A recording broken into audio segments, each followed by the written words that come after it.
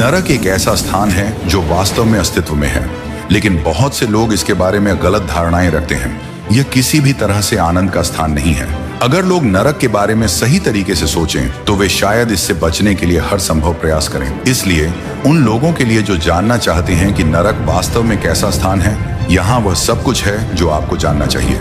Point number 1, वर्तमान में नरक में कोई मनुष्य नहीं है। प्रकाशित वाक्य अध्याय 20 उसका 13 से 14 पद में ऐसा लिखा है, और समुद्र ने अपने भीतर के मरे हुए लोगों को दे दिया, और मृत्यु और अधोलोक ने अपने अपने भीतर के मरे हुओं को दे दिया, और हर एक को उसके कामों के अनुसार न्याय मिला। फिर मृत्यु और अधोलोक को आग की झील में डाल दिया गया। यही दूसरी मृत्यु है। यह महत्वपूर्ण है कि हम जाने कि यह घटनाएं उस युग के अंत में होती हैं जब यह संसार और इसमें सब कुछ समाप्त हो जाएगा। उसके बाद परमेश्वर एक नया स्वर्ग और नई पृथ्वी बनाएंगे जहां पाप, पीड़ा और मृत्यु नहीं होगी।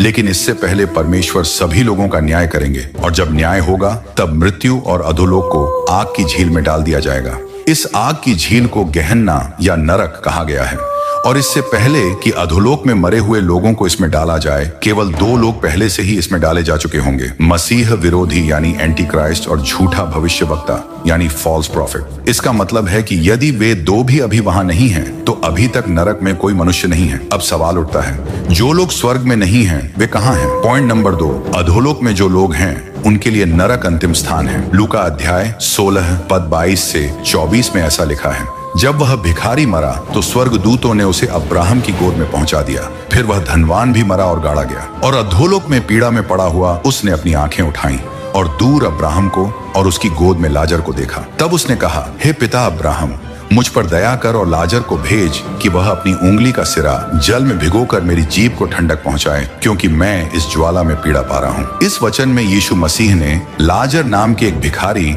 और एक अमीर व्यक्ति के बारे में बताया। यह अमीर व्यक्ति अधोलोक में था जहाँ वह पीड़ा में था, और उसने अब्राहम से थोड़ी राहत के लिए विनती की, और जब वे दोनों मरे तो लाजर को एक स्थान पर ले जाया गया जिसे अब्राहम की गोद कहा जाता है, और वह धनी व्यक्ति गया एक स्थान पर जिसे अधोलोक कहा जाता है।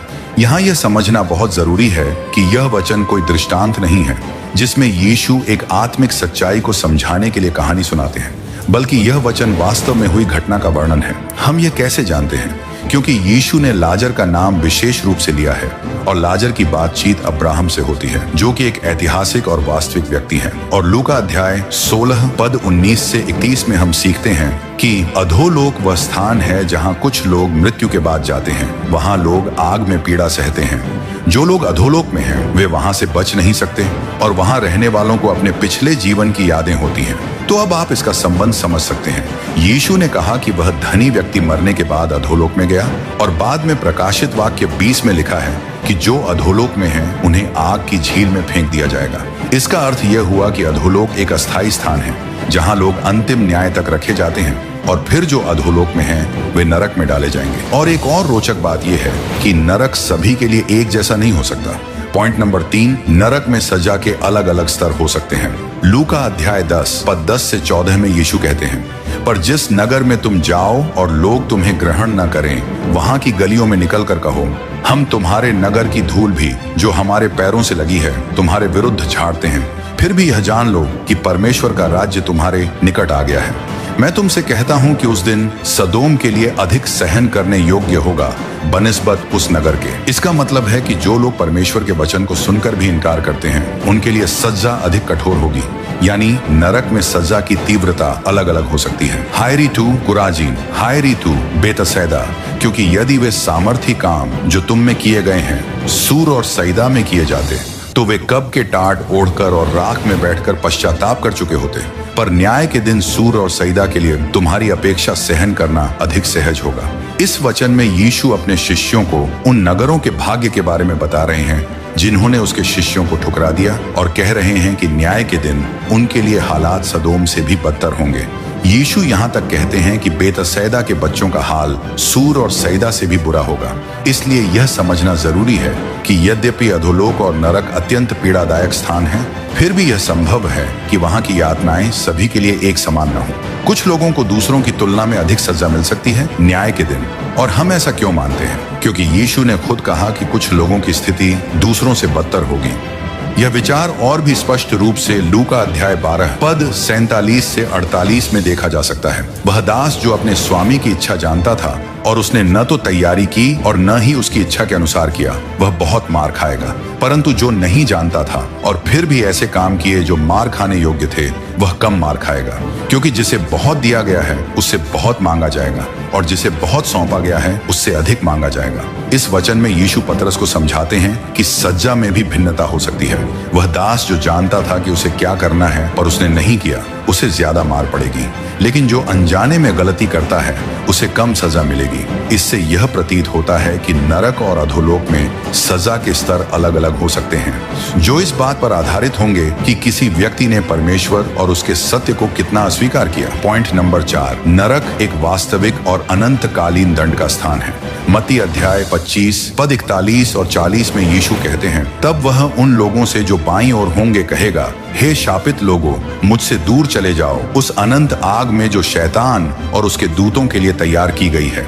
और ये अनंत दंड में जाएंगे, परंतु धर्मी अनंत जीवन में। इसका मतलब है कि नरक कोई कल्पना नहीं है, बल्कि यह एक शाश्वत, वास्तविक और भयानक दंड का स्थान है, जो उन लोगों के लिए तैयार किया गया है जो परमेश्वर से विमुख होते हैं। और ये लोग अनंत दंड में जाएंगे, परंतु धर्मी अनंत जीवन में। इस वचन में यीशु भविष्य की बात करते हैं कि वह राष्ट्रों का न्याय कैसे करेगा, और वह कहते हैं कि वह कुछ लोगों का न्याय करेगा और वे अनंत आग और दंड में जाएंगे, लेकिन धर्मी लोग अनंत जीवन में प्रवेश करेंगे। अब कुछ लोग मानते हैं कि जब कोई मरता है तो उसकी आत्मा नष्ट हो जाती है और वह शून्यता में चली जाती है, और कुछ लोग पुनर्जन्म में विश्वास रखते हैं कि मृत्यु के बाद आत्मा एक नए शरीर में लौटती है। लेकिन ये दोनों विचार बाइबल के अनुसार गलत हैं, क्योंकि बाइबल कहती है कि जब लोग मरते हैं तो उनकी आत्मा या तो अनंत दंड में जाएगी या अनंत जीवन में। और हमें यह भी जान लेना चाहिए कि यह अनंत दंड का स्थान ऐसा स्थान है जहां कोई विश्राम नहीं होता। अध्याय 20 पद 10 को देखिए, और शैतान जो उन्हें धोखा देता था आग और गंधक की झील में डाला गया, जहां पशु और झूठा भविष्यवक्ता भी हैं, और वे दिन और रात युगानुयुग पीड़ा में रहेंगे। ये वचन नरक में डाले गए पहले 2 व्यक्तियों का हाल बताता है और कहता है कि वे दिन रात अनंत काल तक पीड़ा में रहेंगे। और यह कहना कठिन है, लेकिन सच है कि नरक शाश्वत है। जो लोग वहां जाएंगे उन्हें कभी भी विश्राम नहीं मिलेगा। वे एक ऐसे शरीर में जलेंगे जो कभी नष्ट नहीं होगा, और वे हर एक सेकंड, हर दिन, हर हफ्ते, हर महीने, हर साल, सदा तक असहनीय पीड़ा में रहेंगे। यही वह स्थान है जिसके बारे में यीशु हमें बार बार चेतावनी देते हैं। और यदि यह स्थान आपको डराता है तो मैं आपको बताना चाहता हूं कि इससे बचने का एक मार्ग है। पॉइंट नंबर 5, नरक का दंड योग्य है लेकिन उससे बचा जा सकता है।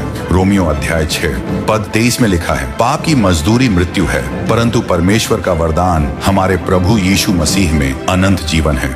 इस वचन में पौलुस समझाते हैं कि पाप का दंड मृत्यु है, लेकिन यीशु मसीह के द्वारा अनंत जीवन एक उपहार के रूप में मिलता है। प्रकाशित वाक्य अध्याय 20 पद 14 में भी लिखा है कि आग की झील ही दूसरी और अंतिम मृत्यु है। अब देखिए, यूहन्ना अध्याय 3 पद 16 से 17 में इस प्रकार लिखा है, क्योंकि परमेश्वर ने संसार से ऐसा प्रेम रखा कि उसने अपना इकलौता पुत्र दे दिया, ताकि जो कोई उस पर विश्वास करे वह नाश न हो, परंतु अनंत जीवन पाए। क्योंकि परमेश्वर ने अपने पुत्र को संसार में इसलिए नहीं भेजा कि वह संसार का न्याय करे, परंतु इसलिए कि संसार उसके द्वारा उद्धार पाए। इस वचन में यीशु एक धार्मिक अगुवे निकोदेमुस से बात कर रहे हैं, और यीशु कहते हैं कि परमेश्वर पिता ने अपना पुत्र दिया ताकि जो कोई उस पर विश्वास करे वह नाश न हो। और यीशु आगे कहते हैं कि परमेश्वर ने अपने पुत्र को न्याय के लिए नहीं बल्कि उद्धार के लिए भेजा है। इसलिए रोमियो का यह वचन हमें बताता है कि पाप की मजदूरी मृत्यु और नरक है, लेकिन यीशु मसीह में अनंत जीवन एक मुफ्त उपहार है हर उस व्यक्ति के लिए जो उस पर विश्वास करता है। और इसका कारण यह है कि परमेश्वर एक पवित्र और धर्मी न्यायी है, और इसका अर्थ है कि वह किसी भी पाप को बिना दंड के नहीं छोड़ सकते।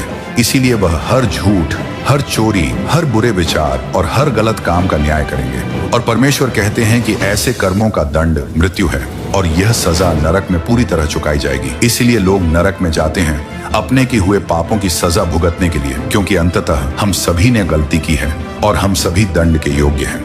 लेकिन परमेश्वर नहीं चाहते थे कि यही कहानी का अंत हो, क्योंकि हालांकि वह एक पवित्र और धर्मी परमेश्वर हैं जो हर पाप का न्याय करते हैं, वही परमेश्वर प्रेम से भरे हुए हैं और चाहते हैं कि वह हमें दया और अनुग्रह दें। इसीलिए परमेश्वर मनुष्य के रूप में आए, यीशु मसीह, और यीशु ने बिल्कुल पवित्र जीवन जिया बिना किसी पाप के। और यीशु ने देखा कि मनुष्य को उसके पापों के कारण जो दंड और क्रोध मिलना चाहिए था, वह सब उन्होंने अपने ऊपर ले लिया। यही कारण है कि यीशु ने क्रूस पर अपनी जान दी, ताकि हमारे ऊपर जो मृत्यु और नरक का दंड था उसे वह खुद उठा ले और परमेश्वर का क्रोध शांत हो जाए। यूहन्ना अध्याय 3 पद 16 से 17 हमें बताता है कि परमेश्वर ने हमसे प्रेम किया और जो कोई यीशु पर विश्वास करेगा वह नरक में नहीं जाएगा, बल्कि उसे अनंत जीवन मिलेगा। तो नरक से कैसे बचें और स्वर्ग कैसे जाएं? बहुत आसान है।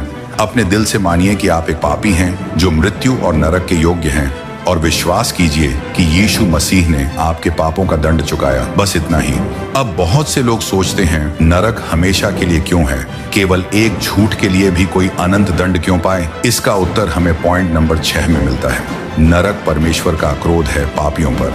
रोमियो अध्याय 1 पद 18 और 32 में लिखा है, क्योंकि परमेश्वर का क्रोध स्वर्ग से उन सब अभक्त और अधर्मियों पर प्रकट होता है जो अधर्म से सत्य को दबाते हैं, और वे जो ऐसे काम करते हैं मृत्यु के योग्य हैं, केवल करते ही नहीं बल्कि उन लोगों को भी अच्छा समझते हैं जो ऐसे काम करते हैं। इस वचन में पौलुस रोम की कलीसिया को बताता है कि परमेश्वर का क्रोध उन सभी पर है जो अविश्वासी और अधर्मी हैं, और जो लोग अधर्म में जीते हैं वे मृत्यु के योग्य हैं। तो कृपया समझिए कि लोग नरक में इसलिए जाते हैं क्योंकि परमेश्वर उनके पापों से क्रोधित है। और इस क्रोध को थोड़ा समझाने के लिए एक उदाहरण लीजिए। कल्पना कीजिए कि आपके सबसे प्रिय मित्र या परिजन की मौत एक नशे में गाड़ी चलाने वाले की वजह से हो जाती है। अगर आप खुद को उस स्थिति में रखें तो आप महसूस करेंगे कि आपने अपने प्रियजन की आवाज, उनका आलिंगन, उनका साथ, सब कुछ खो दिया केवल इसलिए कि किसी ने जिम्मेदारी नहीं निभाई और नशे में गाड़ी चलाई। और कल्पना कीजिए कि वो नशे में गाड़ी चलाने वाला जिंदा है, तो आप क्या महसूस करेंगे? एक सामान्य व्यक्ति को बहुत क्रोध आएगा, वो न्याय की इच्छा करेगा। उसी तरह परमेश्वर भी पूर्ण न्याय है और उन्हें हर पाप से क्रोध आता है, क्योंकि पाप उसकी रचना का अपमान है, उसकी आज्ञा की अवहेलना है। और रोमियो में लिखा है कि जो लोग पाप करते हैं वो मृत्यु और परमेश्वर के क्रोध के योग्य हैं। अब सवाल यह है, नरक हमेशा के लिए क्यों है? ये एक कठिन सवाल है। अगर कोई व्यक्ति $500 चुरा लेता है तो सही करने के लिए उसे वो $500 वापस करने पड़ेंगे और शायद थोड़ा सा अतिरिक्त मुआवजा भी देना पड़े। और अगर किसी ने आपसे उधार लिया और फिर वापस नहीं किया तो न्याय यही होगा कि वो न केवल पैसे लौटाए बल्कि थोड़ा ब्याज भी दे। इस विचार के पीछे सिद्धांत है एक बराबरी का लेन देन होना चाहिए। अब समस्या यह है कि यीशु ने अपना जीवन दे दिया लोगों के लिए, जैसा कि यूहन्ना अध्याय 3 पद 16 में लिखा है, परमेश्वर ने जगत से ऐसा प्रेम रखा कि उसने अपना इकलौता पुत्र दे दिया। और वह पुत्र जो परमेश्वर त्रित्व का भाग है, उसका मूल्य अनंत है। उसका जीवन, उसका प्रेम, उसका अनुग्रह, उसकी दया, यह सब दिया गया ताकि उसके लहू के द्वारा नरक से स्वर्ग तक का मार्ग बन सके। यह एक ऐसा बलिदान था जिसने परमेश्वर से उसका पुत्र ले लिया और यीशु से उसका जीवन। इसीलिए मैं मानता हूं कि नरक अनंत क्यों है, क्योंकि जब कोई व्यक्ति यीशु के अनंत मूल्य के बलिदान को अस्वीकार करता है तो उसकी सजा भी अनंत होनी चाहिए। और जो लोग कहते हैं यह उचित नहीं है, परमेश्वर ने नरक बनाया ही क्यों, तो मैं कहूंगा परमेश्वर ने वह सब कुछ किया जो संभव था ताकि तुम नरक से बच सको। और अगर परमेश्वर ने सब कुछ किया, क्या आप भी वही कर रहे हैं? परमेश्वर ने इंसान को एक विकल्प दिया है, या तो यीशु पर विश्वास करो जिसने तुम्हारे पापों की सजा खुद झेली, या फिर खुद परमेश्वर के क्रोध को झेलो नरक की आग में। और दुखद बात यह है कि परमेश्वर के इतने प्रयासों के बावजूद भी बहुत से लोग फिर भी नरक में जाएंगे। और हम ये पॉइंट नंबर 7 में देखते हैं। नरक एक ऐसा स्थान है जहां बहुत से लोग जाएंगे। मत्ती अध्याय 7 पद 13 से 14 में यीशु कहते हैं, संकरी है वह द्वार और कठिन है वह मार्ग जो जीवन की ओर ले जाता है, और थोड़े हैं जो उसे पाते हैं। परंतु चौड़ा है वह द्वार और प्रशस्त है वह मार्ग जो विनाश की ओर ले जाता है, और बहुत हैं जो उसमें से प्रवेश करते हैं। इस वचन में यीशु कहते हैं कि जो मार्ग विनाश की ओर ले जाता है वह चौड़ा और आसान है, और बहुत से लोग उसी मार्ग पर चलते हैं। लेकिन जो मार्ग जीवन की ओर ले जाता है वह संकरी और कठिन है, और थोड़े लोग ही उसे पाते हैं। इसीलिए हम मसीही लोगों का कर्तव्य है कि हम जितने हो सके उतने लोगों तक सुसमाचार पहुंचाएं, क्योंकि यीशु जो न्याय राजा और न्यायाधीश हैं, हर एक व्यक्ति का न्याय करेंगे। देखिए, परमेश्वर का क्रोध पाप पर है, और जब वह लौटेगा तब केवल 2 ही विकल्प होंगे। पहला, या तो लोग यीशु पर विश्वास करेंगे जिन्होंने क्रूस पर मरकर परमेश्वर के क्रोध को शांत किया। दूसरा, या फिर लोग खुद परमेश्वर के क्रोध को नरक में झेलेंगे। यही कारण है कि हम परमेश्वर के प्रेम का प्रचार करते हैं, क्योंकि यीशु को मरना नहीं था, उन्हें हमारी सजा नहीं भुगतनी थी। उन्हें परमेश्वर का क्रोध अपने ऊपर नहीं लेना था। उन्हें हमारे लिए नरक से बाहर निकलने का रास्ता नहीं बनाना था, लेकिन उन्होंने यह सब किया और इससे भी अधिक उन्होंने हमें अपने मित्र बनने का अवसर दिया और विश्वास के द्वारा हम परमेश्वर की संतान बन सकते हैं और उनके संपूर्ण आशीर्वाद में भागीदार हो सकते हैं। इसलिए जान लीजिए कि यीशु का क्रूस पर मरना एक चुनाव था, प्रेम से भरा हुआ। उन्होंने यह इसलिए किया क्योंकि वह तुमसे प्रेम करते हैं और यही है वह संदेश जो हमें दुनिया को सुनाना है कि हम सब पापी हैं जो मृत्यु और नरक के योग्य हैं, लेकिन यीशु ने हमारे लिए वह दंड अपने ऊपर ले लिया और उनके बलिदान में विश्वास करने से हमें अनंत जीवन मिलता है। मेरे प्रियो, जब नरक की बात आती है तो हर मसीही विश्वासी को ये 7 बातें जरूर जाननी चाहिए। पहला, इस समय नरक में कोई भी व्यक्ति नहीं है। दूसरा, नरक हेडीज में गए लोगों का अंतिम स्थान है। तीसरा, नरक में सज्जा के अलग अलग स्तर हो सकते हैं। चौथा, नरक एक सच्चा और अनंत दंड का स्थान है। पांचवा, नरक न्यायोचित है लेकिन इससे बचाव संभव है। छठवां, नरक में परमेश्वर का क्रोध प्रकट होता है। सातवां, नरक एक ऐसा स्थान है जहां बहुत से लोग जाएंगे। अंत में कृपया यह जान लें कि यीशु ने नरक के बारे में लोगों को बार बार सिखाया और इसका कारण यह है कि नरक एक बहुत ही वास्तविक खतरा है और नरक के अस्तित्व की सच्चाई इससे नहीं बदलती कि कोई उसमें विश्वास करता है या नहीं। जब आप नरक के बारे में सोचें तो 2 पतरस 3 से 9 को हमेशा याद रखें। प्रभु अपनी प्रतिज्ञा के विषय में देर नहीं करता जैसा कि कुछ लोग समझते हैं, परंतु वह तुम्हारे विषय में धीरज धरता है क्योंकि वह नहीं चाहता कि कोई नाश हो, परंतु यह चाहता है कि सबको मन फिराव का अवसर मिले। इस वचन में पतरस परमेश्वर के न्याय के आने के वचन के बारे में बात कर रहे हैं और परमेश्वर अपने न्याय में देरी कर रहा है क्योंकि वह धैर्यवान है। वह नहीं चाहता कि लोग नाश हों, बल्कि वह चाहता है कि सब पश्चाताप करें और उद्धार पाएं। और कृपया ध्यान दें कि हमारा प्रेम अपने प्रियजनों के लिए कई रूपों में प्रकट होता है और उनमें से सबसे महत्वपूर्ण रूप है सुरक्षा। इसलिए अगर हमारे कोई प्रियजन यीशु में विश्वास नहीं रखते तो हमें अपनी पूरी शक्ति लगाकर उन्हें नरक के खतरे से चेतावनी देनी चाहिए और उन्हें हमारे परमेश्वर के प्रेम के बारे में बताना चाहिए। आशा करता हूं कि यह संदेश आपके लिए उपयोगी रहा होगा और हमेशा याद रखें, यीशु आपसे प्रेम करते हैं।